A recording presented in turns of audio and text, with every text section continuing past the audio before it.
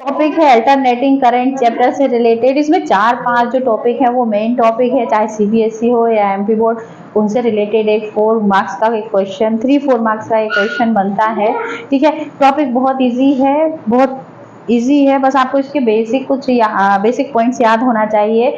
इसमें कुछ following points के बेस पे ही आपको ये क्वेश्चन पूछता है। तो जो टॉपिक आपको पूछता है, मतलब जो पॉइंट पूछता है, आपको केवल उन्हीं के आंसर करना है। ठीक है, जो पॉइंट्स आपको छोड़ देता है उनके आंसर नहीं करना है, क्योंकि जो नहीं पूछा उस पर मार्किंग नहीं होगी। जैसे उन टॉपिक के कुछ के नाम है, जैसे मैं आपको बता देती हूँ। RL सर्किट सेकेंड है, RC सर्किट देन थर्ड है, LR हो चुका है, LC सर्किट और फोर्थ वन है LCR सर्किट। जिसमें सबसे पहले अपन फर्स्ट वाला देख लेते हैं, RL सर्किट। ये RL सर्किट कैसा होगा, कैसे पूछेगा? तो फर्स्ट पॉइंट है आपका सर्किट डायग्राम। ठीक है, सर्किट डायग्राम में क्या है, अब हमें मालूम होना चाहिए अपन किसकी बात कर रहे हैं। RL से किसकी, RL, या फिर इसको और क्या लिख सकते हैं, LR सर्किट। हम LR सर्किट पढ़ रहे हैं। ठीक है, तो ये LR सर्किट क्या होता है, तो L होता है इंडक्टेंस। L क्या होता है, L होता है इंडक्टेंस, है ना, जो कॉइल में लगा हुआ होता है। और R क्या होता है, ये तो आपको मालूम होगा, रेजिस्टेंस। क्या होता है, रेजिस्टेंस। क्लियर? तो इसका सर्किट डायग्राम कैसे बनेगा, सबसे पहले जो L है, इंडक्टेंस का सिंबल कैसा बनता है, ऐसा कॉइल फॉर्म में बनता है। ये इंडक्टेंस हो गया। फिर इसके बाद क्या बनेगा, रेजिस्टेंस। ये आपका क्या हो गया, रेजिस्टेंस हो गया। अब हम ये जो चैप्टर है वो पूरा चैप्टर किस लिए है, अल्टरनेटिंग करंट के लिए है। तो इसमें बैटरी का यूज नहीं किया जाता है, इसमें एक सिंबल बनता है साइन वेव का, ये वाला सिंबल बनता है। इसका मतलब समझ रहे हैं आप कि जो करंट है वो मैक्सिमम, मिनिमम और जीरो कुछ भी हो सकता है। ठीक है, इसमें की और बैटरी का यूज नहीं किया जाता है। ठीक है, इसमें केवल एक ही डायरेक्शन में क्या किया जाता है, करंट फ्लो किया जाता है। दूसरी डायरेक्शन में करंट नहीं बनाते, उसलिए नहीं बनाते क्योंकि ये कैसा अल्टरनेटिंग करंट जो है वो कैसा हो सकता है, रिवर्स भी हो सकता है। ठीक है, तो यहाँ पे अप्लाइड पोटेंशियल डिफरेंस कितना हो जाएगा, V is equal to V0। यहाँ V0 क्या है, वोल्टेज का मैक्सिमम पॉइंट है, जिसे अपन कहेंगे peak point of applied potential difference. ये किस फॉर्म में होगा, अल्टरनेटिंग है भाई, तो क्या होगा, साइन ओमेगा टी ही होगा। अच्छा, ये क्या है, इंडक्टेंस है, और ये क्या है, रेजिस्टेंस है। अब यहाँ पे क्या करेंगे, दोनों के बीच का वोल्टेज कैसा होगा, डिफरेंट होगा। यहाँ पे VL होगा और इसके बीच का, रेजिस्टेंस के बीच का जो पोटेंशियल डिफरेंस होगा वो कैसा होगा, VR होगा। क्लियर यहाँ पे? तो ये फर्स्ट पॉइंट क्लियर हो गया। क्या हो गया, सर्किट डायग्राम। बस क्या करना है, हमें मालूम होना चाहिए कि इंडक्टेंस का सिंबल कैसा होता है, कॉइल का सिंबल बनाना है, R को दोनों को कनेक्ट कर देना है, उन दोनों के बीच में AC, ये क्या है, AC अप्लाइड पोटेंशियल डिफरेंस, या फिर अपन जिसको कहेंगे अप्लाइड वोल्टेज है, AC। क्लियर? फिर इसके बाद देन सेकेंड बनता है, ये थोड़ा सा इंपॉर्टेंट है और थोड़ा सा ध्यान रखिएगा, ये पॉइंट्स फिक्स है। कैसे, इसमें आपको थोड़ी सी थ्योरी भी एक्सप्लेन करना है। क्या कि हमने क्या किया, जो करंट है, इलेक्ट्रिक करंट है, इलेक्ट्रिक करंट और VR, इलेक्ट्रिक करंट और VR हमेशा एक ही डायरेक्शन में होते हैं। किसकी बात कर रहे हैं हम, फेज डायग्राम की। किसकी, फेज डायग्राम की बात कर रहे हैं। ठीक है, फेज डायग्राम में क्या होगा, फेज डायग्राम में जो हमें ये फिक्स है, इसके 3 पॉइंट्स ध्यान रखिएगा। ये फर्स्ट वन है, जो इलेक्ट्रिक करंट है और the applied potential difference, the points between the points of resistance is always in the same phase। कैसे होते हैं, एक ही डायरेक्शन में होते हैं, मतलब सेम फेज में होते हैं, दोनों सेम फेज में। ये ध्यान रखिएगा, ये पूरे चैप्टर में सेम चलेगा। फिर हमें ध्यान रखना है कि जो VL है, क्या है, जो VL है, VL क्या है, अब ये VL क्या है, the potential difference the potential difference between the points of inductance, किसके बीच का है? द पोटेंशियल डिफरेंस, वी मतलब होता है पोटेंशियल डिफरेंस, तो क्या लिखेंगे? The potential difference between the points of inductance, और वी आर क्या है? द अप्लाइड पोटेंशियल डिफरेंस या द वोल्टेज या potential between the points of resistance. ठीक है, तो यहाँ पे जो वी एल है हमेशा लीड करता है 90 डिग्री से। कितनी डिग्री से? 90 डिग्री, या फिर अपन इसको π/2 भी लिख सकते हैं। ठीक है, अब इसकी थ्योरी ये फिक्स है, इसको हम चेंज नहीं कर सकते। ये वी एल किससे लीड करता है? 90 डिग्री के साथ लीड करता है, किससे? आई से। तो इसकी थ्योरी कैसी हो जाएगी? देखिए मैं थ्योरी लिख देती हूँ यहाँ पे फेज डायग्राम में। फर्स्ट टॉपिक हो गया, देन सेकंड में क्या लिखना है आपको? देखिएगा, जैसे मैं आपको एक्सप्लेन कर रही हूँ, जैसे बता रही सेम आपको वैसा का वैसा उसी सीक्वेंस में क्या करना है, एग्जाम में भी लिखना है। तो इसकी थ्योरी हो जाएगी, it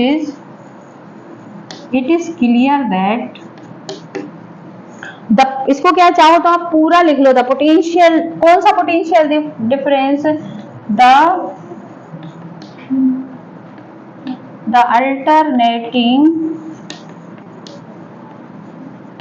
potential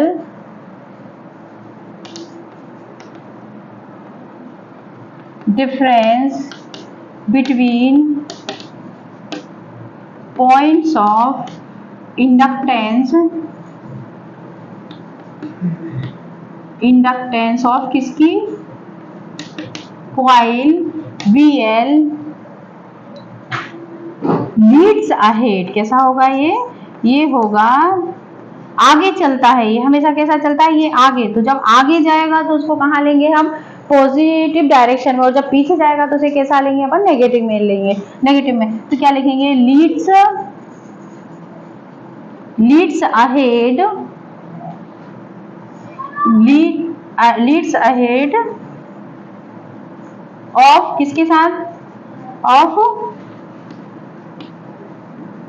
current capital, electric current capital I with angle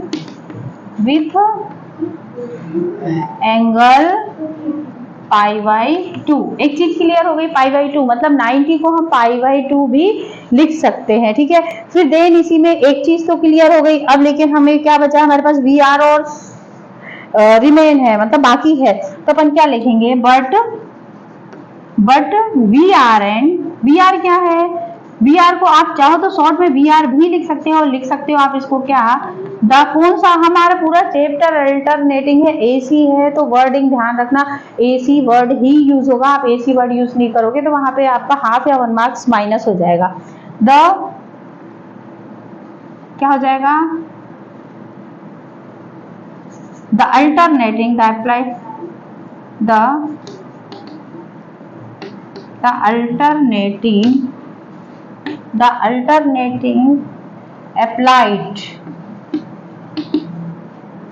applied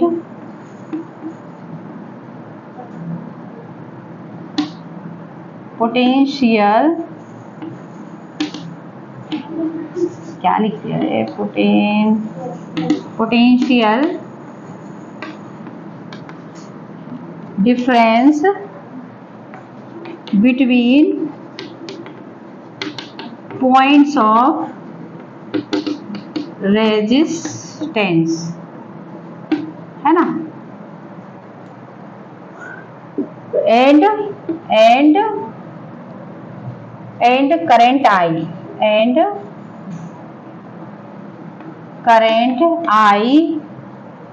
are in, कैसे होते हैं?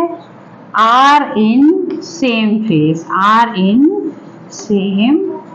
phase। कोई दिक्कत यहाँ पे?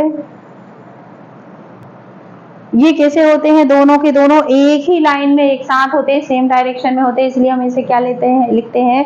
Same phase. ध्यान रखिएगा, जब भी एल होगा तो वो अहेड होगा, लीड अहेड विथ 90 डिग्री। किसके साथ? करंट आई के साथ। और वी आर पूरे चैप्टर में जहां भी आता है तो वो कैसा होगा? सेम फेज में होगा। कैसा होगा? सेम फेज में। तो ये हमारा इसका सेकेंड पॉइंट क्लियर हो गया कि फेज डायग्राम। ठीक है, अब हम इसका थर्ड पॉइंट देखते हैं। इसका थर्ड पॉइंट होगा रिजल्टेंट पोटेंशियल डिफरेंस। क्या होगा? Resultant potential difference. देखिएगा इसमें रिजल्टेंट पोटेंशियल डिफरेंस में क्या होगा, सबसे पहले हम अप्लाइड पोटेंशियल डिफरेंस निकाल लेंगे, फिर उसके बाद देखिए क्या लिखेंगे, क्या क्या यूज किया था हमने। सबसे पहले एल, वी एल, तो क्या लिखेंगे, the alternating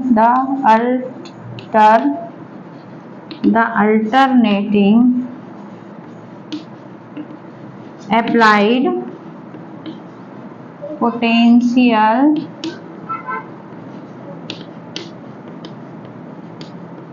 difference between points of inductance of coil. क्या हो जाएगा, तो यहाँ पे ये हो जाएगा VL is equal to IXL। यहाँ पे XL क्या है, यहाँ पे XL रिएक्टेंट है। क्या है ये, रिएक्टेंट है, ठीक है। फिर हम यहाँ पे क्या यूज करेंगे, नेक्स्ट क्या हो जाएगा, द सेम आएगा, सेम क्या आएगा, द अल्टरनेटिंग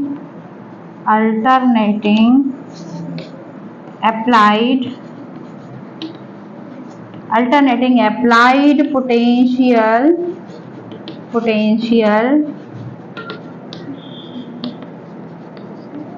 डिफरेंस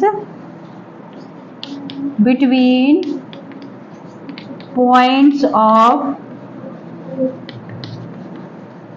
रेजिस्टेंस। तो ये ओम्स लॉ से क्या हो जाएगा, ये ओम्स, इसे नाम दे दिया हमने क्वेश्चन नंबर फर्स्ट। तो ये VR इज इक्वल टू क्या हो जाएगा, IR, ये क्वेश्चन नंबर सेकेंड। ये ऐसा तो आपने ओम्स लॉ में पढ़ा होगा। क्लियर, यहाँ तक क्लियर। ये हो जाएगा, ये हमारा कौन सा पॉइंट चल रहा है, थर्ड पॉइंट। जो जो हमने डायग्राम में यूज किए हैं उनके बीच का क्या निकाल लेते हैं, सबसे पहले पोटेंशियल डिफरेंस। अब देखिएगा इसको आगे सॉल्व करने के लिए हमें किसकी रिक्वायर्ड होगी, इसे आगे सॉल्व करने के लिए हमें रिक्वायर्ड होगी फेज डायग्राम की। तो अपन फेज डायग्राम देख लेते हैं। फेज डायग्राम क्या हो जाएगा, हमने कुछ ऐसा बनाया था, ये क्या था, I और जो VR है वो जो है सेम फेज में होंगे। VL होगा वो लीड करेगा कितने डिग्री के साथ, π/2 के साथ, ठीक है।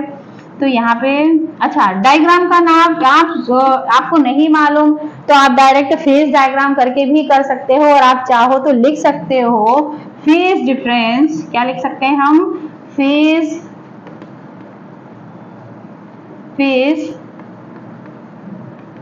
डिफरेंस बिटवीन किस किस के बीच में, VL एंड VR के बीच में, ठीक है। अभी उसमें नहीं लिख पाई थी मैं, भूल गई थी, ध्यान रखिएगा। आप लिखो तब भी चलेगा, आप नहीं लिखो तब भी चलेगा, ठीक है। फिर हम यहाँ पे क्या करेंगे, अब VL यहाँ है और VR यहाँ है, तो श्योर है रिजल्टेंट कहाँ से होके जाएगा, रिजल्टेंट ये इन दोनों के इंटरसेक्शन पॉइंट के से होके जाएगा, कहाँ से, बीचों बीच से, यहाँ से, ठीक है। फिर हमने क्या करा, यहाँ से इसको मैच कर दिया और यहाँ पे इसको मैच कर दिया। ध्यान रखिएगा, अब ये क्या बन गया, स्क्वायर बन गया है ना, स्क्वायर या रेक्टेंगुलर बन गया, जो भी है। तो ध्यान रखिएगा इसमें जो आमने सामने की साइड है वो कैसी हो जाएगी, सेम हो जाएंगी। तो ये VL है तो ये भी क्या हो जाएगा, VL हो जाएगा, और ये नीचे VR है तो ये हमने सपोज कर लिया कितना हो जाएगा, VR हो जाएगा। तो जो यहाँ पे जो एंगल मेक करेगा वो क्या करेगा, फाई मेक करेगा। तो यहाँ का जो बनेगा वो कितना हो जाएगा, 90 डिग्री। जब यहाँ 90 डिग्री हो जाएगा तो ये हो जाएगा परपेंडिकुलर, ये हो जाएगा हाइपोटेनियस, और ये जो हो जाएगा वो हो जाएगा आपका बेस। क्लियर। जब बेस हो जाएगा तो हमें निकालना है रिजल्टेंट, तो हमें मालूम होना चाहिए, रिजल्टेंट हमें नहीं मालूम, तो रिजल्टेंट कितना है, ये V है। इसको हमने क्या कहा, रिजल्टेंट पोटेंशियल डिफरेंस क्या है, ये V है। कैसे निकाले, तो हमारे पास एक ही ऑप्शन है कि हम इसमें क्या करते हैं, पाइथागोरस थ्योरम लगा देते हैं और उसके थ्रू हम क्या निकाल लेते हैं, रिजल्टेंट पोटेंशियल डिफरेंस निकाल लेते हैं। तो हम क्या करेंगे, बाय द PGT, है ना। तो बाय द PGT में डायरेक्ट कर देती हूँ। क्या हो जाएगा, यहाँ पे ये आपको नाम लिखना हो तो कोई दिक्कत नहीं, आप नाम भी लिख सकते हो। क्या हो जाएगा यहाँ पे, हाइपोटेनियस का स्क्वायर मतलब वी स्क्वायर, परपेंडिकुलर का स्क्वायर मतलब वी एल स्क्वायर, प्लस क्या हो जाएगा बेस स्क्वायर मतलब वी आर का स्क्वायर। क्लियर। अब v तो v रहेगा, यहाँ पे कितना हो जाएगा, यहाँ पे vl के प्लेस पे क्या लिखा जा सकता है, put the value of vl and vr from equation first and second. तो vl कितना हो जाएगा हमारे पास ixl प्लस क्या चल रहा था होल स्क्वायर, यहाँ पे क्या हो जाएगा ir का होल स्क्वायर, ऐसा हो जाएगा। अच्छा आई क्या हो जाएगा आई स्क्वायर और ये हो जाएगा X L square plus I square R square. दोनों में से किसे कॉमन निकाला जा सकता है, दोनों में से आई स्क्वायर को कॉमन निकाला जा सकता है। तो नीचे क्या बनेगा X L square plus R का स्क्वायर।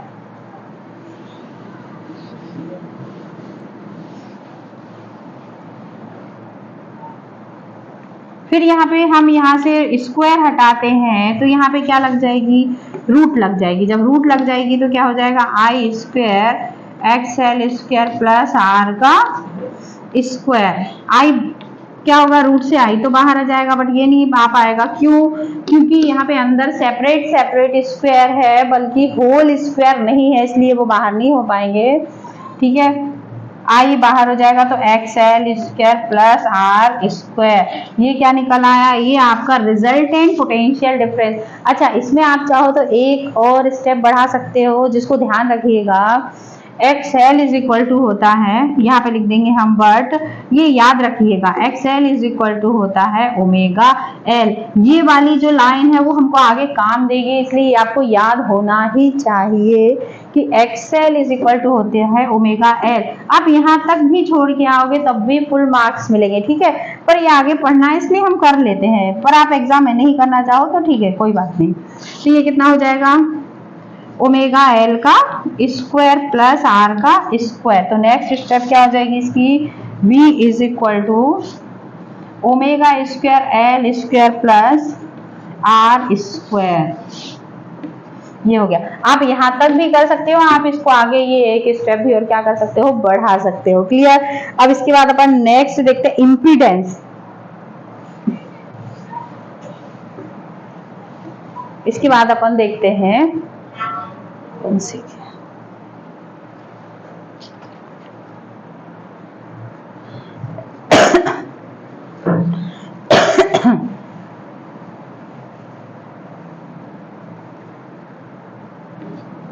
नेक्स्ट फोर्थ टॉपिक है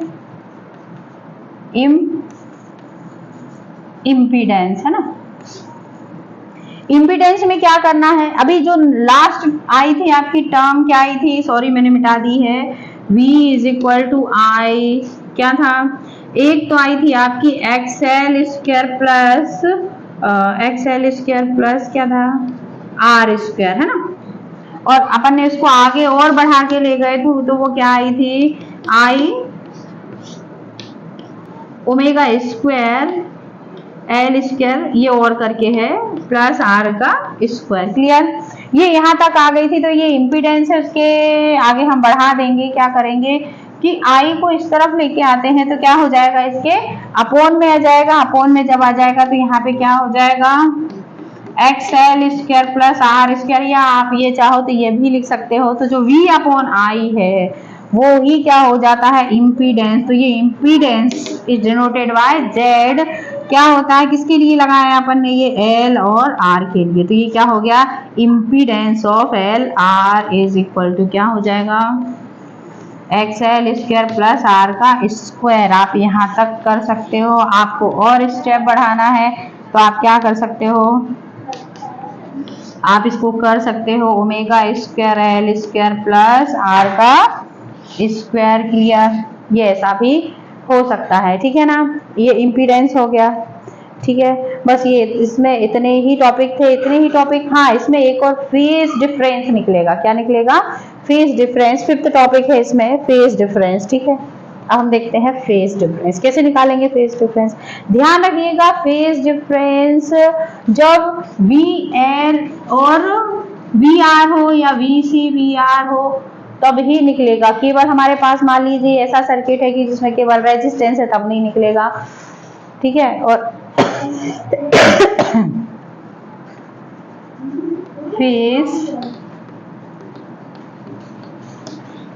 फेज डिफरेंस कैसे निकलेगा? फेज डिफरेंस निकाल, अब ध्यान रखिएगा जब भी फेज डिफरेंस निकाला जाता है, ये फिफ्थ पॉइंट है, इसमें टेन का यूज किया जाता है। किसका? Tan phi. Phase difference, direction, इन सब चीजों के लिए हमेशा टेन का ही, टेंजेंट का यूज किया जाता है। तो यहाँ पे tan phi is equal to हमारे पास हो जाएगा। अब हमें मालूम होना चाहिए, तुम्हारा मन ये वाला एंगल ले लो, आपका मन ये वाला एंगल ले लो। जब फाई यहाँ पे है तो सामने कितना होगा? 90 होगा। जब यहाँ 90 होगा तो 90 के सामने का क्या होगा? हाइपोटेनियस। हाइपोटेनियस के सामने का जो होगा वो क्या होगा? परपेंडिकुलर। नीचे क्या होगा? बेस होगा। तो tan phi is equal to क्या होता है? P upon B, perpendicular upon base. तो अब देखिएगा इसमें परपेंडिकुलर क्या है? VL कितना है? VL। और बेस कितना है हमारे पास? VR, है ना। तो यहाँ पे कितना हो जाएगा? Tan phi.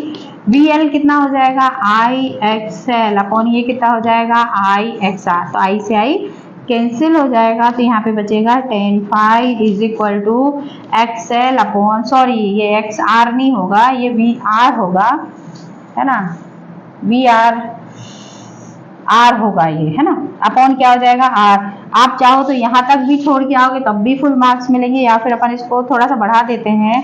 इस तरफ देखिए 10 इस तरफ जाएगा तो कैसा हो जाएगा? इनवर्स में हो जाएगा। क्या बचेगा? ये XL अपॉन R बचेगा, ठीक है।